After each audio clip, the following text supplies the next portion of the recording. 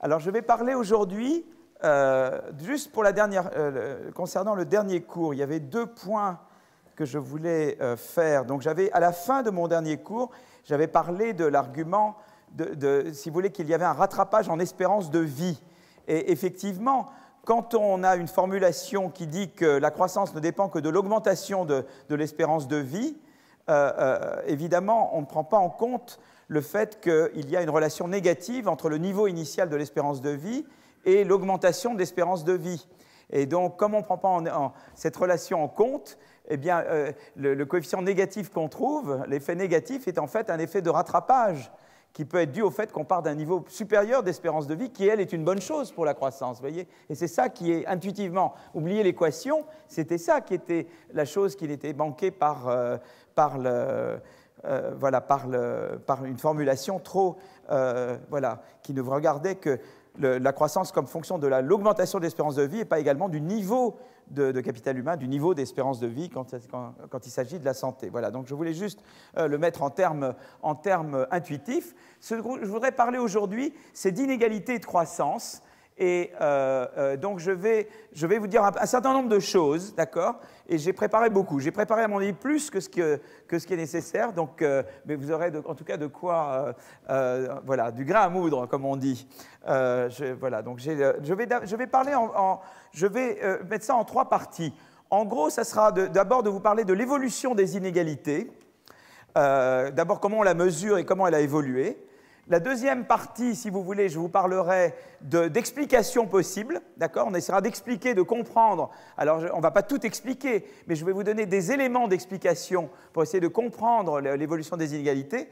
Et puis ensuite, je vais parler d'un point de vue plus normatif, c'est-à-dire vous êtes là et vous voulez avoir à la fois de la croissance et une maîtrise des inégalités. Qu'est-ce que vous faites? Quelle approche vous prenez? Alors sur chacune des choses, évidemment, j'ai des points de vue, je vais pousser certaines idées avec lesquelles peut-être vous serez d'accord ou pas d'accord, mais en tout cas, voilà, c'est dans cette direction que je vais aller. Alors d'abord, mesurer les inégalités. Il y a différentes façons de mesurer l'inégalité. L'une, par exemple, c'est de dire, eh bien, c'est la différence entre le revenu médian et le revenu moyen et le revenu médian. Le revenu médian, c'est le revenu qui est gagné. Si vous voulez, vous avez la population, vous voyez, si je mets la population dans un segment, eh bien, le revenu médian, c'est le revenu qui est gagné, si vous voulez, et je classe les gens par niveau de revenu de plus en plus grand. Et je mets le médian, c'est-à-dire de sorte qu'il y ait autant de gens à gauche qu'à droite. Vous voyez ce que je veux dire? Ça, c'est le revenu médian. D'accord? Le revenu moyen, c'est le revenu total. C'est le revenu, mettons que Y, c'est la quantité totale de PIB, divisé par la population. Ça, c'est le revenu moyen, ou le salaire moyen. Je fais la moyenne. Vous voyez ce que je veux dire? C'est différent, la moyenne et le médian.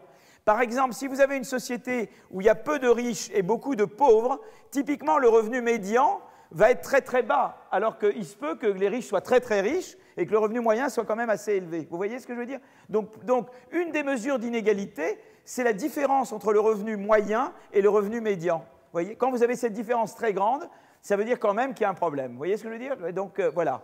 Est-ce que tout le monde suit? Levez les mains si vous ne comprenez pas, d'accord? Vous n'avez pas d'autre moyen de vous exprimer, là, de protester. Donc la différence entre le revenu moyen et le revenu médian.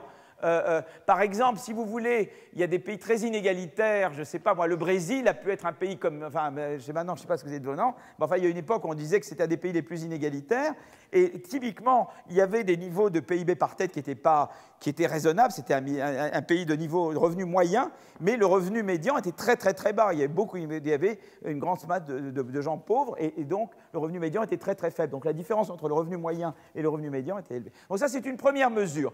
L'autre, c'est de dire, eh bien, je fais un ratio. Par exemple, je dis, il y a les 10% les plus... vous voyez, le 90e, je divise les revenus en ceux qui sont là. Vous voyez, je divise là les 10% qui gagnent le moins.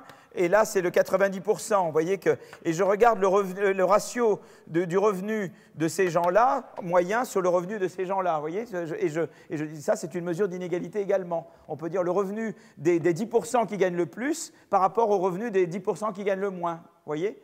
Et ça, c'est une autre mesure d'inégalité, où on peut dire le revenu des, je sais pas, des 80%, le revenu des 20% qui gagnent le plus sur le revenu des 20% qui gagnent le moins. Vous voyez, on a donc ça, c'est différentes mesures d'inégalité. On a une autre mesure, c'est le Gini. Alors le Gini, c'est peut-être un mot que vous avez entendu parler. C'est le Gini, c'est un petit peu plus compliqué. Donc là, vous avez le revenu c'est le revenu vous voyez, des gens qui sont dans le décile supérieur par rapport au revenu des gens dans le décile inférieur. Et vous voyez par exemple que, eh bien, aux États-Unis, ça a augmenté. En France, ça n'a pas augmenté. C'est intéressant. Alors maintenant, je n'ai pas les figures plus récentes. Ça a peut-être un petit peu augmenté. Mais en France, c'est resté essentiellement cette mesure-là, en fait diminuée de 70 à 80. Elle est restée assez stable. Elle a peut-être légèrement augmenté récemment. Alors qu'aux États-Unis, elle a plus augmenté. Et également, en Royaume-Uni, elle a un peu plus augmenté, vous voyez. Par contre, en Suède, elle est restée totalement stable. Vous voyez, donc on a comme ça une première mesure d'inégalité et on peut regarder comment ça évolue au cours du temps. Vous voyez, donc ça, c'est une façon de mesurer. Alors, vous avez le Gini. Alors, le Gini, c'est un petit peu spécial. Vous vous demandez pour chaque niveau quelle est la fraction du revenu total touché par les X% les plus pauvres. Vous voyez ? Donc, vous vous dites à chaque fois, quelle est la fraction du revenu touché par les X%? Alors, par exemple, vous pouvez vous dire, voilà, par exemple, les 10%. Si, par exemple, les 10% les plus pauvres touchent 10%, là, j'ai la ligne à 45 degrés. Si les 10% les plus pauvres touchent 10%, vous dites, dans une société inégalitaire, vous voyez ce que je veux dire? Si j'ai les 10%, si à chaque fois vous touchez la quantité qui correspond à la fraction de la population, c'est qu'il y a l'égalité parfaite. Donc l'égalité parfaite, ça voudrait dire que, vous voyez, en fait, chaque catégorie touche, vous prenez les 10%, eh bien, ils touchent 10%. Donc, en fait, ils ne sont pas plus pauvres que les autres. Et donc, en fait, si vous voulez, vous construisez une courbe qui est, vous dire, voyez, voyez, je mets les ménages, je les cumule, et vous voyez que là, vous avez les plus pauvres. Donc, vous voyez, les 20% les plus pauvres, ils touchent moins que 20%, voyez, du revenu. Voyez, et plus la courbe, elle est bombée, plus c'est inégal la distribution des revenus. Par contre, si la courbe était confondue avec la droite que vous avez, qui est la droite d'égalité parfaite, vous voyez, c'est que en fait, tout le monde gagnerait la même chose. Vous voyez, vous prendriez n'importe quelle fraction de la population, le nombre de gens correspond à la fraction qu'ils gagnent dans la population. Tandis que si vous avez une distribution très inégale, ça veut dire que je mets beaucoup de pauvres au début et ils touchent une fraction, vous voyez, très faible, et après, les gens touchent de plus en plus. Vous voyez, vous arrivez à... Et en fait, l'inégalité est mesurée par la surface qu'il y a entre la droite d'égalité parfaite et cette courbe. C'est en fait l'écart à l'égalité parfaite. En gros, pour vous la faire courte, c'est une mesure d'écart à l'égalité parfaite, la mesure Gini. Je vous la mentionne parce que des fois, vous entendrez le mot Gini, et il faut savoir qu'est-ce que c'est que le Gini. Le Gini, c'est un écart à l'égalité parfaite. Vous voyez ce que je veux dire? Voilà, je sais que là, c'est le plus dur que j'aurais fait aujourd'hui. Hein. C'est le plus difficile. Hein.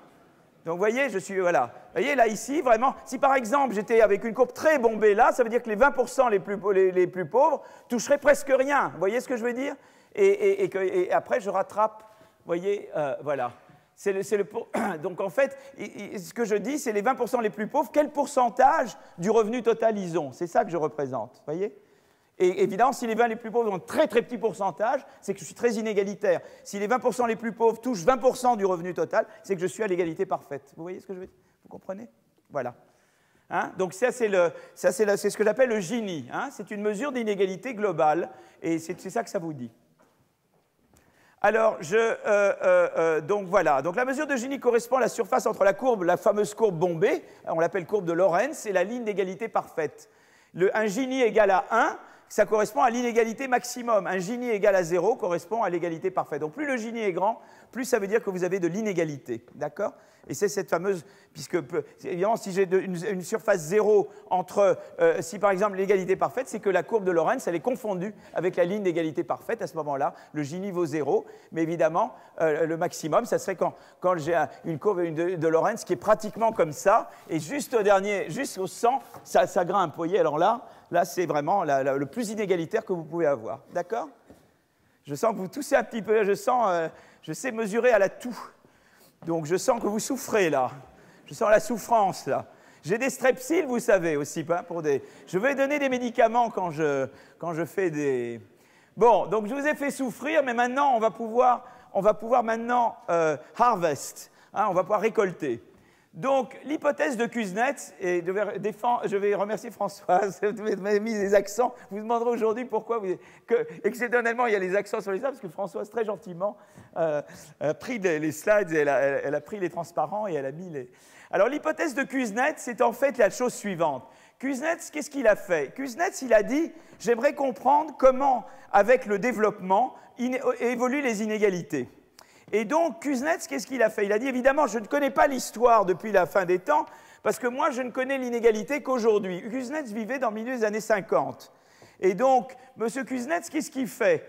Eh bien, il dit, voilà, il prend un pays. D'abord, il sait que chaque pays correspond à un niveau de PIB par tête, d'accord? Donc, PIB par tête. Donc, je sais que chaque pays, il y a un niveau de PIB par tête qui représente, en gros, le niveau de développement du pays, d'accord?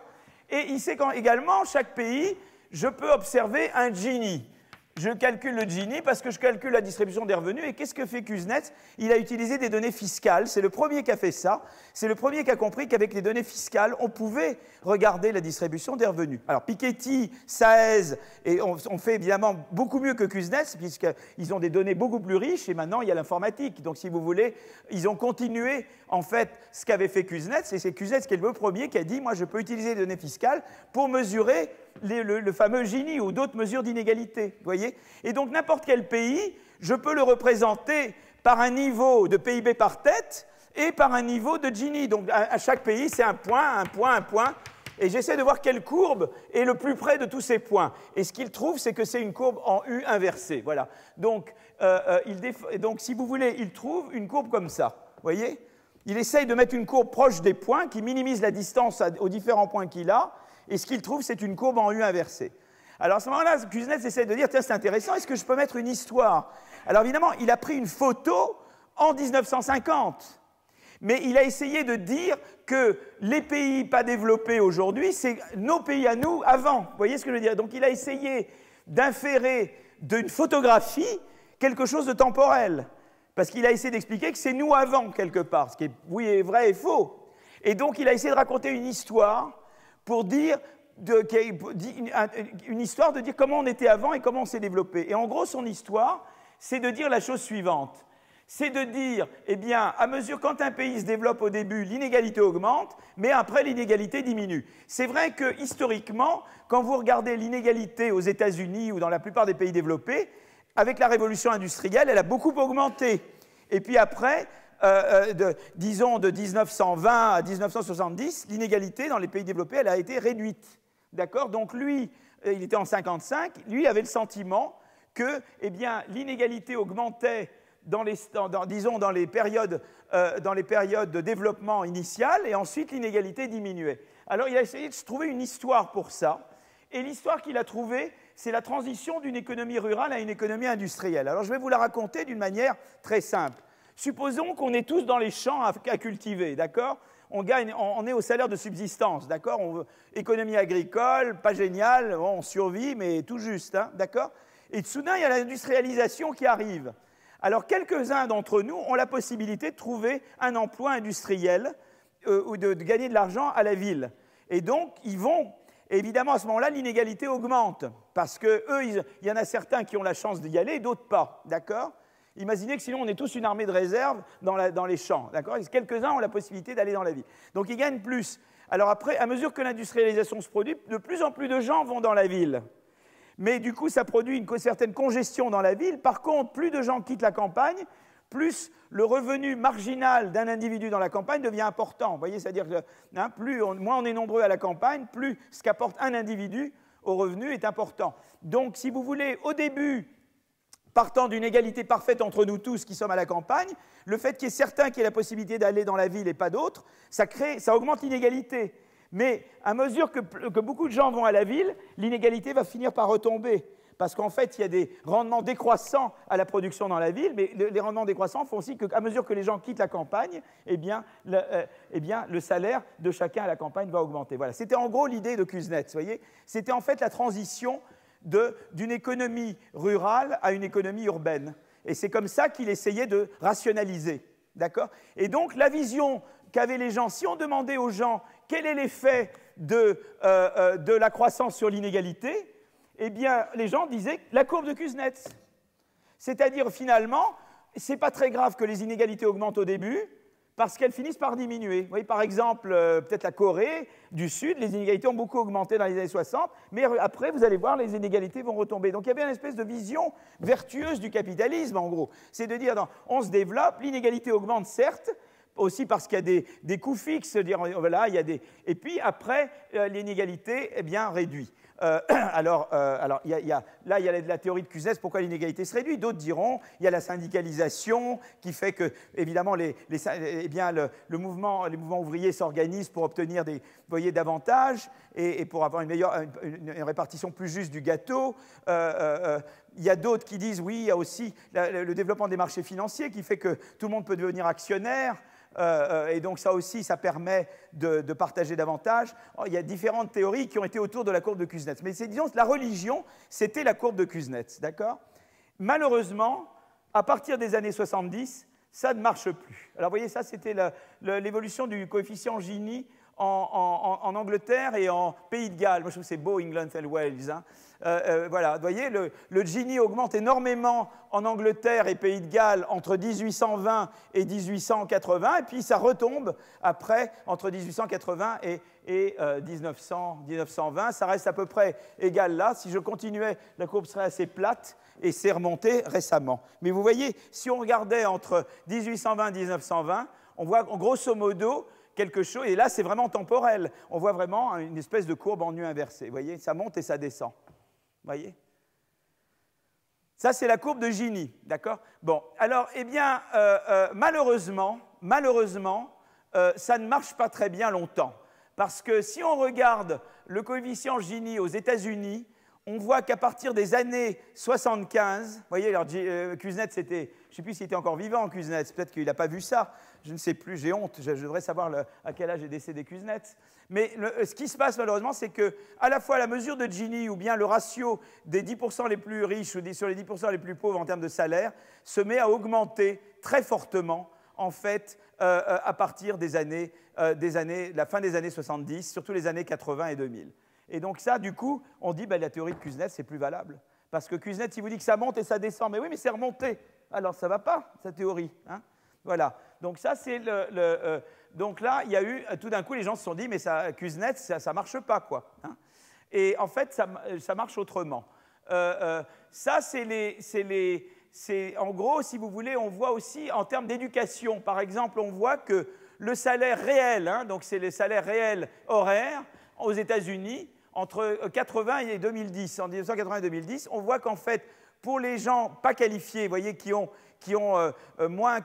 pas terminé le secondaire ou qui ont juste terminé le secondaire, là, c'est ceux qui ont le secondaire plus un premier cycle. Et là, c'est plus des gens qui ont, passé la licence ou maîtrise, et ça, c'est des gens qui ont le doctorat. Mais vous voyez que c'est très discriminant. C'est-à-dire que ça, le bleu, c'est chez les hommes et le rouge, c'est chez les femmes. Mais vous voyez, c'est les hommes. Les hommes pas qualifiés, eh bien, ont vu leur salaire horaire baisser depuis les années 80, alors que les gens très qualifiés ont vu leur salaire monter. Donc on voit que c'est une inégalité de salaire entre gens plus éduqués et moins éduqués. Vous voyez ? Donc déjà, ça, c'est intéressant comme phénomène. Hein, voilà.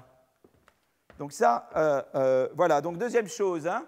Alors ça, c'est en Grande-Bretagne. C'est l'équivalent de ce que j'avais là pour les États-Unis. Mais la Grande-Bretagne, vous savez, c'est toujours à peu près comme les États-Unis. Hein. Donc ça ressemble beaucoup, quoi. C'est ce qui près de chez nous ressemble le plus aux États-Unis.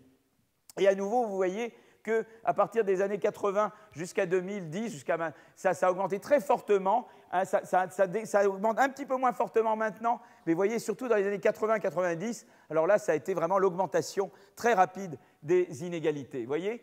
Et en haut de la distribution, c'est vrai, là, je regardais le Gini. Et je regardais, ça c'est le ratio 90-10. Tout à l'heure, je regardais le ratio 90-10 et le Gini. Mais maintenant, je peux regarder, ça c'est la fraction du top 1%. C'est-à-dire, c'est la fraction du revenu qui est alors pas par le top 10%, mais par le top 1%. Vous regardez les 1% qui gagnent le plus et vous voulez savoir quelle fraction du revenu ça correspond. C'est une autre mesure d'inégalité. Et vous voyez qu'également, et ça c'est Piketty, Saez, Atkinson, donc tous de très bons collègues, eh bien vous voyez que vous avez cette courbe en U, c'est-à-dire que le top 1%, la part du top 1%, vous avez le top 1%, c'est les petits carrés, et ça c'est le top 0,1%, vous voyez, tout en haut de la distribution. Et vous voyez que eh bien, ça augmente également dans les années 80 assez fortement, la part du top 0,1% ou la part du top 1%, après avoir en fait légèrement baissé avant. Voyez, et donc, vous avez à nouveau cette tendance. Voyez, donc ça remet, une fois qu'on voit tout ça, on se dit, Kuznets, qu'est-ce qu'il en reste, quoi? Et ben, on va voir que Kuznets, on peut le sauver quand même. Vous voyez, il n'est pas... C'est intéressant, on croit que les gens, souvent, ils sont morts, mais ils ne sont pas morts. Voyez, voilà. Alors, là, c'est pareil, la même genre de choses. Vous voyez, en Grande-Bretagne, le top 1%, le top 0,1, donc il baissait jusque dans la fin des années 70, et puis, depuis les années 80, ça remonte, d'accord? Et donc, là, on arrive à ça. Et donc voilà, maintenant j'ai mis ensemble le États-Unis et Royaume-Uni, et c'est donc des évolutions similaires, voilà, toujours venant de Piketty, Saez, Atkinson. Hein. Voilà, donc ça c'est un petit peu. Alors il y a des choses. Alors il y a également quelque chose d'intéressant dans les salaires, c'est-à-dire qu'on peut regarder, c'est-à-dire qu'on peut voir aussi qu'il y a une polarisation qui a augmenté. C'est-à-dire qu'on peut regarder le tiers inférieur, qui est le bleu, le tiers supérieur qui est le vert et le tiers médian. Et en gros, on peut voir, si vous voulez, que en termes de distribution des salaires, et on voit que c'est le tiers médian qui prend beaucoup. C'est-à-dire que ce qui s'est passé, c'est qu'en fait, vous voyez, ça a augmenté la part du tiers supérieur et du tiers médian a diminué, mais c'est du tiers inférieur, mais c'est le tiers médian qui a pris tout sur la figure, vous voyez. Et en gros, ce qui s'est passé, c'est qu'on verra ça a été un peu, avec notamment la révolution des technologies d'information et communication, c'est beaucoup les jobs de contremaître qui ont disparu. Vous voyez, les gens qui étaient au milieu de la hiérarchie. C'est ces gens-là qui en ont pris plein la figure. Vous voyez ce que je veux dire? C'est-à-dire que les gens en bas, au contraire, ça permettait de déléguer davantage aux gens en bas ou de concentrer davantage en haut. Mais on n'avait plus besoin de contremaître. Quand on a des caméras, on n'a plus besoin de contremaître dans les usines, autant moins qu'avant. On peut tout surveiller d'en haut, etc. Et donc ça, on le voit, c'est très intéressant parce qu'on le voit au niveau des occupations dans l'entreprise, mais on le voit aussi au niveau de la distribution des salaires. Et c'est très intéressant de pouvoir relier l'entreprise et la distribution des salaires. Il y a encore beaucoup de travail à faire là-dedans. J'ai des collègues, Nicolas Bloom, qui est à Stanford, et John Van Drienen, qui est à la London School Economics, qui travaillent beaucoup là-dessus, c'est-à-dire sur le lien entre la distribution que vous observez des salaires ou des revenus globalement et l'évolution des entreprises, de l'organisation des entreprises. Elles se sont aplaties, c'est-à-dire avant, il y avait des niveaux médians, et maintenant, eh ben, ça s'est aplati beaucoup. Vous voyez, vous avez les gens intermédiaires, eh ben, ont beaucoup disparu. Si vous lisez l'établi de Robert Linhart, vous voyez qu'il y a beaucoup de contremaîtres. Eh ben, si maintenant, vous allez dans une... Je ne sais plus, on ne fait plus de 2 chevaux maintenant, mais si on a une visite de voiture, non, il n'y en a plus, mais enfin, si on a quelques-unes, et on voit comment ça marche quand même très différemment de ce qui c'était sous Robert Linhart. D'accord? Donc voilà. Bon, voilà, c'est peut-être intéressant. Alors, il y a un autre indice qui est important. Donc, vous voyez qu'il y a plusieurs mesures de l'inégalité. Il y a le top 1%, ça c'est le top 1% ou le top 0,1%. Ça, c'est une mesure. Il y en a une autre qui sont des mesures plus globales, comme le Gini ou le ratio 90-10, etc. Ça, c'est des mesures globales d'inégalité à un moment donné. Et il y en a un troisième qui est la mobilité sociale. Et ça, c'est très important, parce que la mobilité sociale, c'est une mesure plus dynamique de l'inégalité. Parce que ce qui est important, ce n'est pas seulement de savoir à un moment donné qui gagne plus et qui gagne moins. Vous comprenez que ce n'est pas la même chose. Mettons que vous ayez un pays A et un pays B. Pas un PIB, ce n'est pas très intelligent que j'ai PIB, ça fait PIB. Un pays 1 et un pays 2.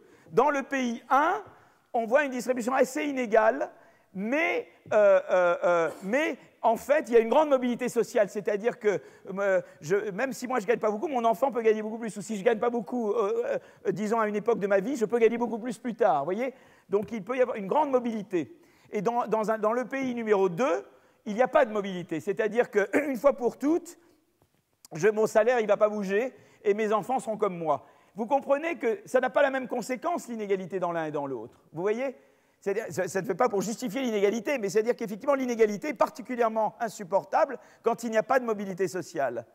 Alors, ça ne veut pas dire qu'elle est tolérable à tous les niveaux autrement, mais on ne la regarde pas de la même manière selon qu'il y a ou qu'il n'y a pas de mobilité sociale, d'accord? Alors, il y a différentes mesures de mesurer la mobilité sociale. Il y a eu des sociologues comme Goldorf, par exemple, ou d'autres qui ont travaillé sur... C'est un sujet passionnant, la mobilité. Je pourrais faire tout un cours, et je me demande si je ne vais pas faire ça une année, sur le thème de la mobilité sociale. Par exemple, j'avais un collègue, quand j'étais à Nuffield College, à Oxford, John Goldorf. Goldorf, il a fait des études passionnantes parce qu'il regardait l'occupation des parents et l'occupation des enfants. Et il essayait de voir si l'occupation des enfants et des parents était très différente ou pas. Donc il mesurait la mobilité par l'occupation. Il comparait. Alors évidemment, ce n'est pas toujours très facile parce que les occupations changent aussi au cours du temps. Il y a des métiers qui disparaissent. Mais il mesurait, disons, par l'occupation. Il y a un autre moyen de mesurer, c'est par le revenu. Et là, par le revenu, on regarde en gros eh bien, le revenu des parents et le revenu des enfants. Alors on peut faire ça dans différents pays. Et il y a une chose très intéressante, c'est que la mobilité, eh bien, on la mesure par le fait que quand il y a moins de mobilité, c'est que le revenu des parents, des enfants dépend davantage des revenus des parents. Ça, on veut dire qu'il y a peu de mobilité, d'accord? Si par contre le revenu des enfants n'est pas très corrélé au revenu des parents, ça veut dire qu'il y a beaucoup de mobilité, d'accord? Eh bien, on voit d'abord qu'il y a ce qu'on appelle la Great Gatsby Curve. Vous voyez Gatsby le magnifique, hein? La courbe de Gatsby le magnifique. Eh bien, la courbe de Gatsby le magnifique, elle vous dit que quand vous êtes dans des endroits où vous avez moins de mobilité, vous avez plus d'inégalité de revenus. Donc ce qui est intéressant, c'est qu'il y a quand même un lien entre la mesure, des mesures globales d'inégalité comme le Gini, hein, je mets Gini ou le 90-10, d'accord, et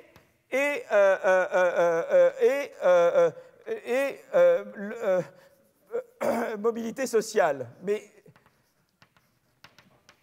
alors, ce que je veux dire, c'est que quand on a un Gini plus grand, ça veut dire mobilité sociale plus faible. Vous voyez ce que je veux dire? Ce qui est intéressant, c'est qu'on voit qu'il y a une corrélation, en général, entre la mobilité sociale, qui est une mesure dynamique, et cette mesure globale d'inégalité. Vous voyez? Donc, c'est intéressant. Donc, en général, on veut quand même qu'il y ait une mobilité sociale, et on ne veut pas donc... Et donc, quand on voit qu'il y a des mesures globales d'inégalité très fortes, c'est quand même, on se dit qu'il n'y a pas assez de mobilité sociale. Vous voyez ce que je veux dire? Donc, il faut regarder, c'est des indicateurs qu'il faut regarder, vous voyez, le Gini ou la mobilité sociale. Moi, c'est ceux qui me tiennent à cœur. Vous voyez ce que je veux dire? Alors qu'on va voir tout à l'heure que le top 1%, c'est encore une autre histoire. Vous voyez? Et donc, il y a des débats en France, pour qu'on sache un petit peu, entre moi et Piketty, ou moi ou d'autres, où je dis... Il faut se soucier du top 1%, mais peut-être pas d'être obsédé comme tu l'es sur le top 1%. À partir du moment où la mobilité sociale ne réduit pas et le Gini n'augmente pas, on est déjà pas mal, tu vois, je veux dire, c'est déjà bien, quoi. Et donc, le top 1, il y a des sources, des bonnes et des mauvaises sources de top 1, et il faut les regarder en détail. Alors que une autre approche consistera à dire tout ce qui est top 1%, je tape dessus, sans discrimination. Et là, je dis attention parce qu'il peut y avoir des problèmes. Alors, on va y arriver à ça, d'accord? Mais petit à petit, je mets des petites graines en vous pour que ça, vous voyez, pour que ça, comme ça, vous dites, oulala, là là, mais qu'est-ce qu'il va me raconter? Il me dit des choses très choquantes. Mais c'est ça que je veux vous choquer, justement. Voilà. Donc ça, c'est la Great Gatsby. Alors ça, c'était fait aux États-Unis. Alors, je vais juste vous dire deux mots comment ça a été fait aux États-Unis. C'est toujours le même Saez, mais Saez s'est mis avec d'autres gens. Alors, évidemment, comment je peux effacer le tableau? Ça, c'est une autre... Est-ce que je dois effacer le tableau avec mon chandail? Ça, c'est bonne question. Eh bien, comment j'efface le tableau ici, moi? Oui, personne n'a un chiffon à me prêter? Oui, comment on efface le tableau, chère Françoise? Je ne sais pas. Aujourd'hui, mais Françoise m'a sauvé de tout. Je me suis réveillé, il n'y avait pas de Skype. Ensuite, il n'y avait pas de mail. Ensuite, mais à chaque fois, Françoise est venue me délivrer. Françoise, j'ai besoin de vous. Merci. Merci. Voilà. Donc, merci, bravo Françoise. Voilà, merci. Donc, en fait, comment... Alors, donc, les auteurs dont il s'agit, c'est Saez, un auteur qui s'appelle Chetty, et avec des co-auteurs, d'accord? Mais c'est vraiment... Lui est à Berkeley, maintenant, il était à Harvard, il est parti à Stanford, et puis, etc. Donc... oh là là, mais vous êtes un ange, merci. Voilà, un angel. Alors, comment ça se passe? Alors, comment on mesure la mobilité sociale? Ils ont été regardés, c'est ça qui est formidable, et j'en parlerai tout à l'heure. Ils ont été regardés aux États-Unis, mais alors vraiment avec un microscope. Ils ont été municipalité par municipalité. Et donc, en fait, ils ont été regardés dans chaque municipalité, le revenu des parents, vous voyez, ils ont pu voir les individus, et ils ont vu les revenus des individus en 96-2000, quand l'enfant qu'ils vont regarder après avait 15 ans. Donc, ils regardent le revenu des parents quand l'enfant a 15 ans. Et puis, alors après, ils vont en 99-2000, quand l'enfant a 30 ans, et ils regardent le revenu de l'enfant. Et c'est en regardant la corrélation entre le revenu de l'enfant et le revenu des parents qu'ils regardent la mobilité sociale. Mais vous voyez, ils comparent entre différentes municipalités aux États-Unis. D'accord ? Et ils regardent là où c'est. Alors, c'est très intéressant, parce que d'abord, ils voient que la mobilité sociale est la plus grande. La mobilité sociale, par exemple, c'est la probabilité que l'enfant ait un revenu dans le quintile supérieur de la distribution des revenus quand les parents, eux, viennent du quintile inférieur, par exemple. Vous voyez, où voilà, il y a différentes mesures. Eh bien, ils voient que la mobilité est notamment, évidemment, vous ne serez pas très surpris, elle est moins forte là où la fraction de African American est plus grande. D'accord ? Ça ne vous surprendra pas, quoi. Mississippi, Alabama, tout ça, ce n'est pas génial pour la mobilité sociale. Vous voyez ? Donc déjà, c'est intéressant. On retrouve un peu les suspects, quoi. Hein, vous auriez soupçonné une distribution comme ça. Donc c'est déjà intéressant. C'est intéressant de voir ça. Hein. Alors, CZ, c'est Commuting Zone, c'est des municipalités en gros. Hein. Alors ensuite, ce qui est plus intéressant, c'est qu'on voit également c'est que la mobilité est plus grande dans des endroits qui croissent plus vite. Et ça, on va regarder, c'est un thème que je vais reprendre tout à l'heure, mais c'est une autre petite graine que je veux mettre en vous, parce que ça veut dire qu'il y a de l'espoir. Si moi, qu'est-ce que je veux ? Je veux de la croissance et je veux de l'intégration sociale.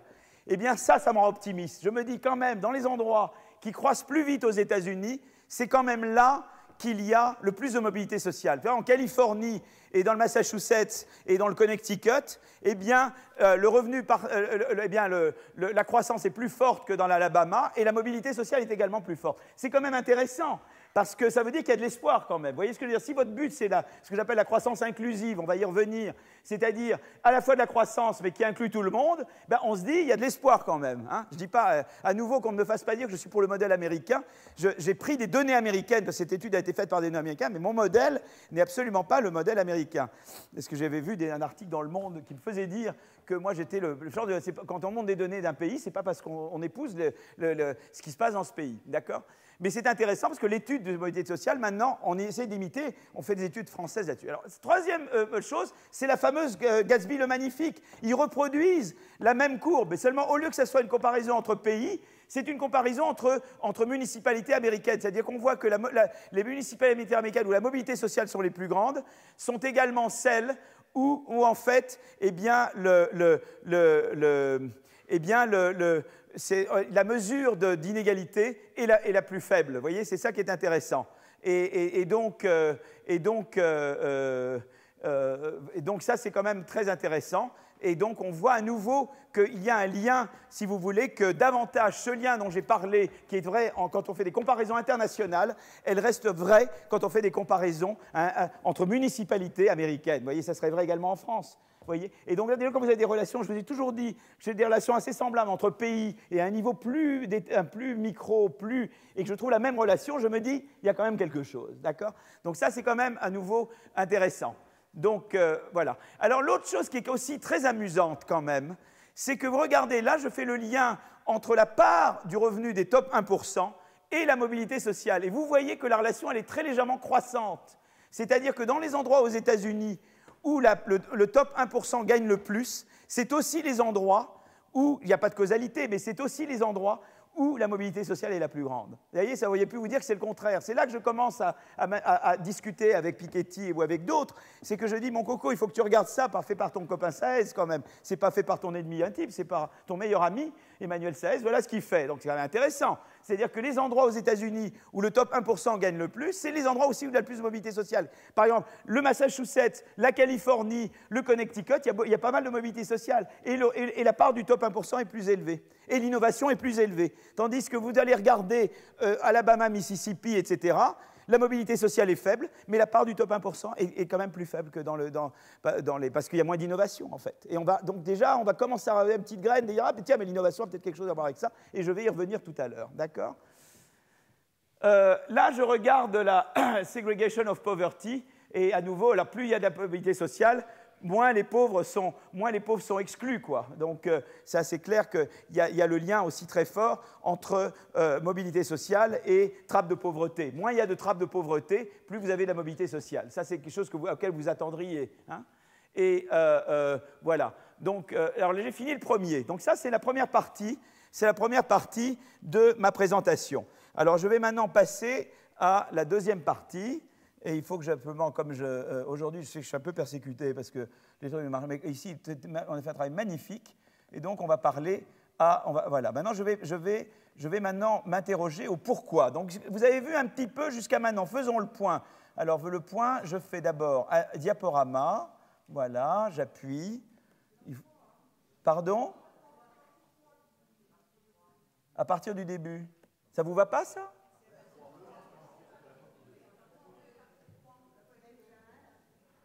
Oh là là! Ah oui, mais alors, oui, mais c'est moi qui ai fait. Oui, mais c'est parce que moi, j'ai fait le... Oui, mais en fait, c'est ça. Ça devait être partie 2. Je suis désolé. Et pourtant, je n'ai pas bu. Vous savez, je suis très sobre. Je ne bois pas. Mais des fois, alors, il y a voilà, visiblement. Ouais. Oui, vous avez raison, mais c'est la partie 2, en fait. On va corriger. Voilà. Vous voulez, je peux corriger maintenant. Vous voulez, je peux le corriger sous vos yeux. Vous voulez que je corrige? Je peux corriger, puisque je peux. Non, hein, c'est pas ça. Bon. Alors, expliquer. Alors maintenant, donc on veut expliquer. Et déjà, qu'est-ce qu'on a vu jusqu'à maintenant? On a vu que d'abord, il y a différentes façons de mesurer l'inégalité. Il y a des mesures d'inégalité globale, comme le Gini, le 90-10, médian moins salaire moyen moins salaire médian. Ça, c'est des mesures globales d'inégalité. Puis il y a le top 1% ou le top 0,1%, des mesures d'inégalité extrême. Et puis il y a la mobilité sociale. Et on a vu un peu les relations entre ces mesures. Vous savez ce que c'est qu'une courbe de Kuznets, mais vous savez qu'il y a un petit problème. On se dit, tiens, la courbe de Kuznets, elle a l'air de s'être inversée dans la dernière période. Mais on va revenir à ça tout à l'heure. D'accord? Donc voilà où on en est pour le moment. Alors maintenant, ce qu'on veut, c'est surtout de comprendre qu'est-ce qui s'est passé. Pourquoi, surtout, qu'est-ce qui s'est passé depuis les années 80. Pourquoi Kuznets, ça n'a pas fonctionné depuis ce moment-là. Alors déjà, je voudrais expliquer l'augmentation des inégalités at large, c'est-à-dire des mesures globales d'inégalité. L'augmentation du Gini, l'augmentation du ratio de salaire des gens éduqués sur les salaires de gens pas éduqués, etc. D'accord ? Et là, je vais vous montrer un diagramme. Alors, ce diagramme, c'est aux États-Unis, c'est l'évolution aux États-Unis du ratio du salaire moyen des gens qui ont un diplôme universitaire sur ceux qui n'ont qu'un diplôme du secondaire. D'accord? C'est une mesure d'inégalité. Ce qui est intéressant, c'est que vous voyez, en gros, bon, ça monte, ça descend, mais en gros, si je vous devais faire une ligne, elle est assez plate. Et là, ça baisse à partir du début des années 70 et ça monte très très fort au milieu des années 80. C'est quand même intéressant. Il y a cette baisse très forte, vous voyez, pendant les années 70, jusqu'à la fin des années 70, et puis ce ratio augmente très fort. L'autre courbe, c'est l'offre relative de travailleurs qui ont des degrés d'éducation supérieure par rapport à ceux qui n'en ont pas. Et là, vous voyez que ça augmente régulièrement parce qu'il y a eu de plus en plus de gens ont été à l'université et donc il y a une proportion toujours croissante d'Américains qui ont des degrés universitaires. D'accord? Pas croissante assez vite d'ailleurs, mais bon. Donc on veut comprendre cette partie décroissante et cette partie croissante, notamment cette partie croissante. Et donc là, je vais revenir là-dessus. Et donc, on veut comprendre ça, quoi, en gros. Parce que jusque-là, bon, on peut dire Kuznets, là, en gros, il n'y a pas vraiment de... Peut-être ça a baissé, c'est plus ou moins constant, et là, ça rebaisse, mais c'est vraiment là que ça remonte, et on veut comprendre ce qui se passe. Et d'ailleurs, c'est d'autant plus curieux, c'est une énigme, ça, parce que vous avez l'augmentation... Normalement, quand vous avez plus d'offres de gens qui ont des qualifications, ça veut dire que les gens qui ont des qualifications deviennent un bien moins rare. Donc, normalement, le salaire relatif de ces gens par rapport aux autres aurait dû réduire. Vous voyez ce que je veux dire? Or, c'est le contraire qui se passe. C'est quand même en soi une énigme. Comment se fait-il qu'alors que le ratio de gens qualifiés sur gens pas qualifiés augmente, le salaire relatif des gens qualifiés augmente aussi? Normalement, c'est l'offre et la demande. Donc, normalement, si j'ai beaucoup de gens, de plus en plus de gens avec des degrés universitaires, leur salaire relatif devrait diminuer par rapport aux autres, puisqu'ils deviennent ils sont moins rares. Vous voyez, c'est une offre moins rare. Bon, vous voyez, là, par exemple, c'est à nouveau pareil. Là, je regarde à nouveau, je le regarde d'une autre façon, c'est collège. Donc, c'est à nouveau le ratio de salaire. Vous voyez que ça baisse et ça remonte. Donc, ça, c'est en 63 et 2008. D'accord? Et donc, on veut comprendre qu'est-ce qui se passe. Vous voyez, ça baisse pendant les années 70 et ça monte depuis les années 80. Alors, les explications, il y en a plusieurs. Alors, je ne veux pas rester trop longtemps parce qu'il y a des explications moins bonnes que d'autres. Et je vais commencer par vous dire, ben voilà, il y a une première explication. Et la première explication, c'est le commerce international. C'est-à-dire de dire, ben voilà, qu'est-ce qui s'est passé dans les années 80? Eh bien, dans les années 80, il y a eu la mondialisation. C'est-à-dire qu'il y avait un certain nombre de tarifs douaniers entre pays et, qui ont été éliminés ou réduits. Et donc, ça veut dire qu'on pouvait importer plus facilement de pays émergents. Notamment à l'époque, on importait beaucoup de la Corée, de Taïwan, de Hong Kong, de Singapour. Et puis la Chine est devenue un acteur important. D'accord?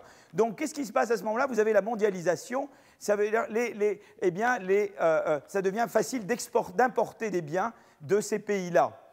Eh bien, dans la théorie du commerce international, il y a une théorie, peu importe, je vous donne le nom, mais je vais vous donner l'idée en 2 minutes. Donc, je vais à nouveau utiliser l'effaceur qu'on m'a très gentiment prêté.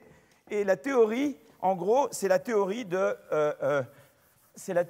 Heckscher-Ohlin. Voilà. Alors, peu importe, c'est deux économistes, hein, Ohlin suédois et Heckscher, je ne sais pas où il était. Heckscher-Ohlin, donc c'est un nom, la théorie de Heckscher-Ohlin. Alors, je vais vous dire ce que c'est en un mot, la théorie de Heckscher-Ohlin. Et Ohlin. Et la théorie de Heckscher-Ohlin, c'est la chose suivante, c'est de dire, voilà, chaque pays, quand on ouvre au commerce international, chaque pays se spécialise dans la production des biens qui utilisent de façon intensive les facteurs dont il est bien pourvu. Vous voyez ce que je veux dire? Si moi j'ai beaucoup de charbon, je vais me spécialiser dans la production de biens où la production utilise du charbon. Vous voyez? Si j'ai beaucoup de travailleurs qualifiés, je vais me spécialiser dans la production de biens dont la production utilise beaucoup de travail qualifié. Vous comprenez? Donc, vous voyez, imaginez que vous avez la France, hein, qui a beaucoup de travailleurs qualifiés et qui ouvre son commerce avec Taïwan, qui a moins de travailleurs qualifiés, d'accord? Qu'est-ce qui va se passer? Eh bien, Taïwan va se spécialiser plus que jamais dans la production de biens qui utilisent du travail non qualifié pour la production de ces biens, alors que la France va plutôt se spécialiser dans la production de biens dont la production requiert surtout du travail qualifié. Qu'est-ce qui va du coup se passer? Eh bien, ça veut dire qu'en France, la demande pour le travail qualifié va augmenter, puisque je vais me spécialiser dans la production de biens qui utilisent du travail qualifié. Alors que la demande de travail non qualifié en France va réduire, puisque je vais importer ces biens de Taïwan. Et donc ça, vous voyez tout de suite que ça va augmenter la demande relative pour du travail qualifié en France, et donc ça va augmenter le salaire relatif du travail. Voilà, donc ça c'était l'explication du commerce. Voilà. Mais il y a des problèmes avec cette explication. Et les problèmes avec cette explication sont de différents types de problèmes. Il y a un problème d'abord, c'était qu'en 1980, problème avec cette explication, en 1980, ça c'est, le commerce des États-Unis, parce que j'essaie d'expliquer notamment les États-Unis, le commerce des États-Unis avec les pays en développement, eh bien, ça représente un peu moins de 2% du PIB américain. Vous voyez ce que je veux dire? Donc on se dit quand même, c'est comment un truc est si petit, alors maintenant ça a changé, hein, mais à l'époque c'était tout petit. Ça c'est un argument que Krugman a mis en avant, d'accord? Et il dit comment est-ce serait possible que quelque chose de si petit puisse avoir un effet aussi gros sur l'inégalité au niveau des États-Unis tout entière. Vous voyez, donc ça c'est quand même un problème. Donc ça c'est un argument que Krugman avait mis en avant, d'accord? Donc ça c'est le premier problème, d'accord? Il y a d'autres problèmes. Un autre problème, c'est que en fait, il y a une autre objection que je vais écrire au tableau de l'autre côté. D'accord, je vais peut-être l'écrire ici à côté. Donc, une autre objection à cette théorie, c'est la chose suivante. C'est que, oh là là, j'ai fait une bêtise. Oh là là, oh là là, je suis vraiment... Aujourd'hui, c'est vraiment mon jour. C'est tombé derrière, voilà, c'est pas grave, je reste... Ah non, mais c'est mon jour, là, aujourd'hui. Toutes les bêtises, je les fais, voilà. Alors, un autre argument, c'est un miracle que j'arrive à être ici devant vous aujourd'hui. C'était miraculeux. Alors, un autre argument, c'est la chose suivante. C'est que si c'était vraiment cette théorie du commerce, on aurait dû voir que le travail se réalloue, voyez, que le travail non qualifié, notamment, quitte les secteurs exposés à la concurrence des pays émergents et aille se réallouer aux secteurs qui ne le sont pas. Parce qu'en gros, qu'est-ce qui se passerait?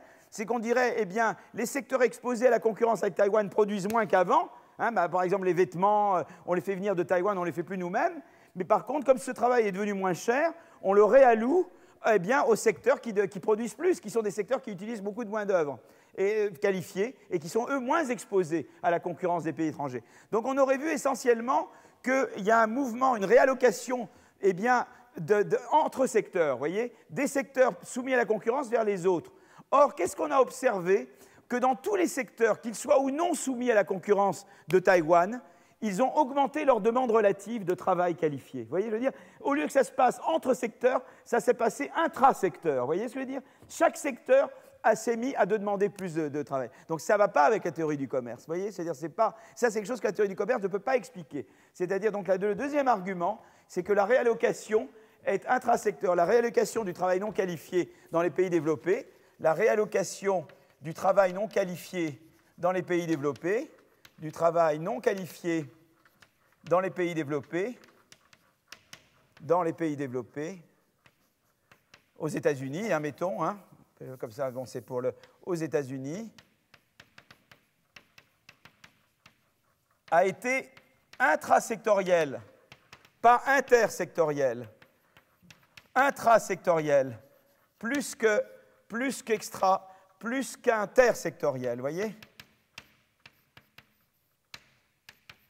Donc ça, c'était quand même intéressant. Et on a vu que c'était très lié à l'innovation. C'est-à-dire qu'on a vu qu'en fait, c'était des secteurs qui faisaient davantage de recherche-développement et des secteurs qui installaient davantage des ordinateurs et que ça se passait surtout dans ces secteurs-là. Donc on s'est dit, ça a à voir avec le changement technique, vous voyez? Et donc, voilà. Et on s'est dit, tiens, ça a à voir avec le changement technique. Donc c'est autre chose que le commerce, quoi. Mais on va revenir là-dessus. Donc ça ne va pas avec le commerce. Également, si ça c'était vrai, on aurait dû observer une réduction des inégalités de salaire dans les pays en développement. On aurait dû observer que comme les pays en développement produisent davantage en utilisant la main-d'œuvre pas qualifiée, eh bien la demande pour le travail non qualifié dans les pays en développement aurait augmenté, et donc vous auriez dû observer que les inégalités de salaire se réduisent dans les pays en développement. C'est pas vrai, elles ne se sont pas réduites, elles se sont également augmentées. Vous voyez, donc il y a eu quelque chose que la théorie du commerce ne vous donne pas. C'est intéressant simplement pour raisonner, vous voyez ce que je veux dire? Et donc la théorie du commerce, alors elle joue un rôle, mais ça ne peut pas être l'explication principale. Donc la théorie du commerce, ça ne suffit pas pour expliquer l'évolution de l'inégalité de salaire depuis les années 80. Donc on en a cherché d'autres. Une autre, ça a été la désyndicalisation. Alors la désyndicalisation, qu'est-ce que c'était? Eh bien la désyndicalisation, c'est donc une autre théorie, donc je vais effacer là. Et la désyndicalisation, en gros, c'est de dire, voilà, qu'est-ce qui s'est passé dans les années 80? Alors la désyndicalisation, eh bien, il s'est passé la chose suivante, on dit, voilà, Reagan-Thatcher, d'accord? Qu'est-ce qui se passe avec Reagan-Thatcher? Eh bien, l'influence des syndicats, et ça c'est vrai, pendant les années Reagan aux États-Unis et les années Thatcher en Grande-Bretagne, l'influence des syndicats baisse considérablement.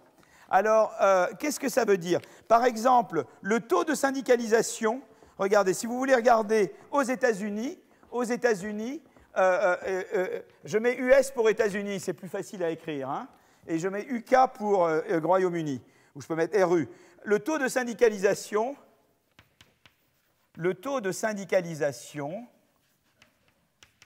eh bien, le taux de syndicalisation baisse de 25% à 16%. Vous vous rendez compte, c'est énorme, à 16% entre 79 et 85. C'est très rapide, ça vous rendez compte? Entre 1979 et 1985, c'est une hécatombe. Vous voyez, imaginez, c'est énorme, 10 points de moins de syndicalisation.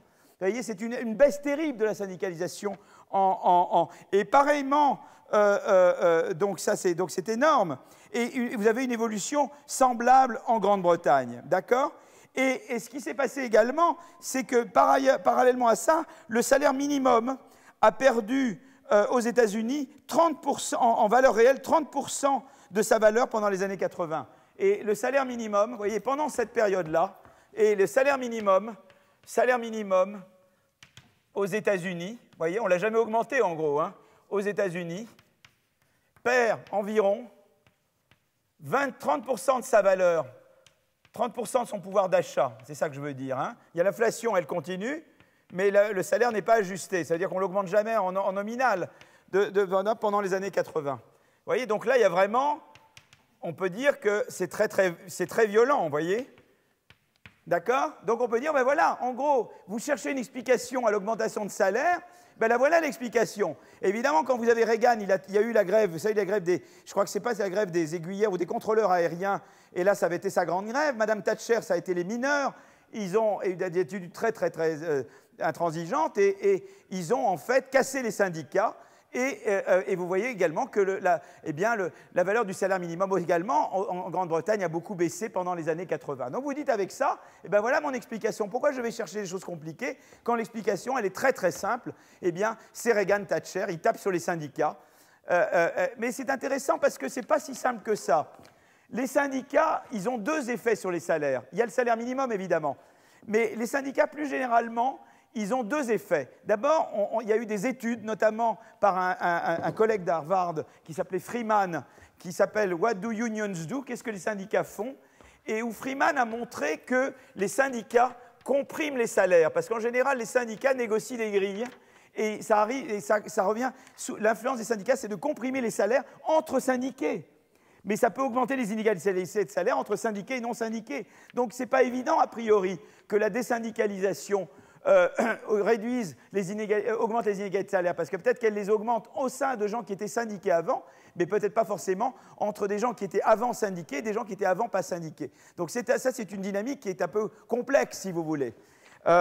Mais si vous voulez, le truc important, c'est de se dire, bon, il y a cet aspect-là, certainement qu'à nouveau la syndicalisation a pu jouer un rôle, mais est-ce que ça peut être l'explication principale du phénomène que j'essaye de comprendre?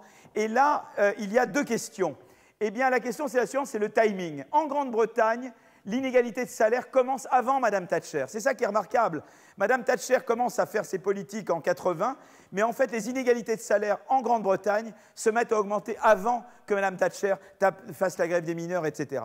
Donc là, on dit, si c'est Mme Thatcher, comment est-ce possible que l'inégalité augmente avant? Et la deuxième chose, c'est qu'aux États-Unis, la désyndicalisation commence avant M. Reagan. Donc, ça ne peut pas être juste M. Reagan non plus. Et donc, si vous voulez, le timing n'est pas bon. Vous voyez, c'est sans doute un élément renforçant, comme le commerce, c'est un élément renforçant. Mais ça ne peut pas être l'explication de base. Vous voyez, on est dans une enquête, là. Hein, on est dans une enquête, on cherche, et ça ne peut pas être l'élément primordial. Il y a autre chose. Il y a autre chose. Et le autre chose, ça a un nom horrible, que vous allez détester. C'est alors, je ne sais pas le dire bien en français, parce que je ne sais pas comment, mais je vais le dire en français quand même. C'est le changement technique biaisé. Alors, en anglais, on le dit de cette manière-là. Je vais le mettre quand même le mot anglais, et puis je le traduis en français, changement technique biaisé vers les qualifications. Mais vous voyez, ce n'est pas beau comme nom. Hein. En anglais, vous le dites, ça se dit comme ça. L'explication magique, c'est celle-ci. Skill bias, technical change. Skill bias, c'est-à-dire biaisé en faveur des gens qui ont des qualifications. Skill bias, technical change. C'est-à-dire qu'en gros, qu'est-ce qui s'est passé aux États-Unis?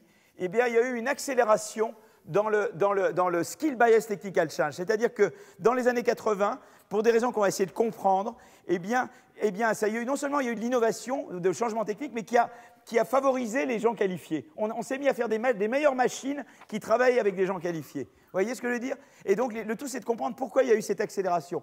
Et l'étude que je vous avais mentionnée, qui montrait que la réallocation était surtout intrasectorielle plus qu'intersectorielle, ces mêmes personnes montrent que 70% de la réallocation eh bien, est faite, en fait, que 70% en fait, est within industry et que c'est lié à la recherche-développement et à l'adoption d'ordinateurs et de la révolution des TIC. Vous voyez ce que je veux dire? Donc, c'est vraiment, toutes les entreprises se mettent à faire la révolution technologique. Donc, en gros, l'explication la plus plausible, c'est de dire qu'est-ce qui s'est passé? Il y a eu une accélération du changement technique biaisé vers les gens qualifiés.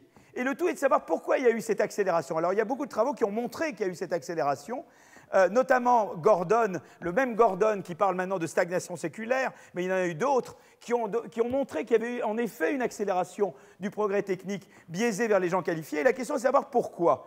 Et là, il y a en gros une explication qui est la plus plausible, c'est la révolution des TIC, la révolution des technologies de l'information et des télécommunications. Hein. Et ben, en gros, qu'est-ce qui se passe? L'éthique, qu'est-ce que c'est? Là, je mets le temps et je mets la fraction des secteurs qui adoptent l'éthique, okay, qui adoptent l'éthique. Et ce qui se passe, c'est la chose suivante. Quand vous avez une révolution technologique, eh bien, au début, il se passe, là, on est en 1980, au début, il se passe assez peu de choses. Peu de gens adoptent. Voyez? Donc, quand vous avez une révolution, par exemple, la machine à vapeur, pendant longtemps, la machine à vapeur n'est pas utilisée. Et puis, quelques personnes essaient de l'expérimenter à petite échelle, et tout d'un coup, c'est comme une maladie, ça prend tout le monde. Vous voyez ce que je veux dire? Et il y a une phase d'accélération dans la diffusion de la technologie. Et c'est vrai dans toutes les grandes révolutions technologiques. Celui qui a bien montré ça, c'est un historien de la technologie qui s'appelle Paul David, qui est à Stanford, qui est à la retraite maintenant, mais qui est un homme qui est toujours dans son bureau, et vous pouvez toujours parler avec lui, c'est un homme passionnant. Paul David a montré exactement comment qu'en fait la diffusion de n'importe quelle, c'est ce qu'on appelle des technologies génériques. Vous savez, c'est des technologies que vous utilisez dans tous les secteurs de l'économie. La machine à vapeur a été une technologie générique. L'électricité a été une technologie générique. Les ordinateurs, c'est une technologie générique. Et l'idée, c'est de dire, ben voilà, c'est comme la diffusion d'une maladie, ça a une forme logistique. C'est-à-dire qu'au début, il y en a peu, et après, il y a un effet d'emballement, et il y a une accélération dans la diffusion. Et en fait, qu'est-ce qui se passe? C'est que c'est la même chose là. Les ordinateurs, tout d'un coup, dans les années 80, eh bien, tout le monde s'est mis à vouloir informatiser. Et le gros du boulot s'est fait entre 80 et 2000, quoi. Et là, ça a été l'emballement. Et dans les périodes où vous installez les ordinateurs, vous avez besoin de gens qualifiés. Vous comprenez? C'est vrai que l'offre de travail qualifié continue d'augmenter, mais la demande, elle se met à exploser pendant cette phase d'accélération. Et c'est pour ça que le salaire a augmenté. En gros, c'est ça l'explication la plus plausible. C'est-à-dire de dire, ben voilà, on a voulu, en fait, il y a eu la diffusion, il y a eu la révolution de l'informatique, et ça a favorisé le travail qualifié. Il y a une explication complémentaire d'un collègue qui s'appelle Acemoglu, dont j'avais parlé à propos des institutions, mais là c'est un autre travail qu'il a fait. Lui dit la chose suivante, il dit voilà, qu'est-ce qui se passe? Lui, sa explication est un peu complémentaire. Il se dit en gros, qu'est-ce qui se passe? Parce que vous allez me dire, mais tout ça c'est bien gentil, mais pourquoi les salaires ont d'abord diminué là? Pourquoi ça a diminué avant de repartir? Vous voyez, quand même, ça, on va bien l'expliquer. Ou ça? Pourquoi il y a cette baisse-là? Et lui, son explication, elle va dans le sens suivant. Elle dit, voilà, qu'est-ce qui se passe? Qu'est-ce qui se passe en 1970? Mais vous le savez, ce qui se passe en 1970. Qui arrive sur le marché du travail? Le baby-boom, les enfants de l'après-guerre.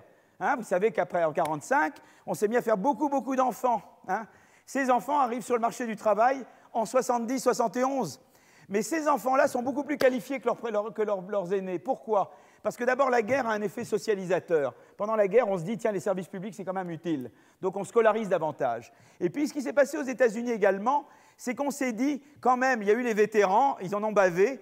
La moindre des choses qu'on puisse faire, c'est les enfants, on leur offre l'éducation gratuite. Et donc, il y a eu beaucoup d'enfants de vétérans aux États-Unis qui ont eu accès à l'université gratuitement. Donc, ils ont été à l'université. Donc, cette génération du baby-boom est une génération beaucoup plus éduquée que leurs pères, que leurs parents. Et donc, ils arrivent en masse sur le marché du travail. Alors, évidemment, quand ils arrivent, évidemment, alors là, l'offre relative de travail qualifié, elle augmente très vite. Et donc là, il y a l'effet que je vous disais tout à l'heure, la rareté relative du travail qualifié diminue. Et donc, le salaire relatif des gens qualifiés baisse.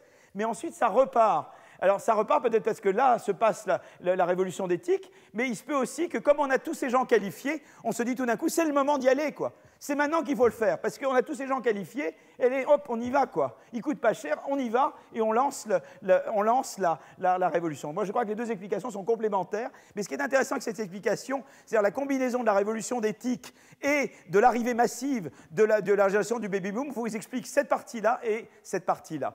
Et donc voilà un peu en gros où on en est dans l'explication. On dit que voilà ce qui s'est passé pour expliquer l'inégalité au sens large, vous voyez. Alors ça ne veut pas dire que la désyndicalisation a joué, elle a peut-être joué en parallèle, parce qu'à mesure que les inégalités augmentent, eh bien vous savez qu'on est syndiqué, on pense que notre sort est joint. Et quand vous avez des très bonnes offres ailleurs et moi des moins bonnes, peut-être qu'on ne veut plus être dans le même syndicat. Donc il y a un lien entre la désyndicalisation et ce mouvement-là. Et la désyndicalisation a été un élément aggravant, si vous voulez. D'accord ? Mais en gros, c'est ça qu'on se dit. On se dit maintenant, le commerce, ce n'est pas qu'il n'ait pas joué de rôle, mais ce n'est pas l'élément principal. La désyndicalisation, c'est un élément aggravant, mais ce n'est pas l'élément principal.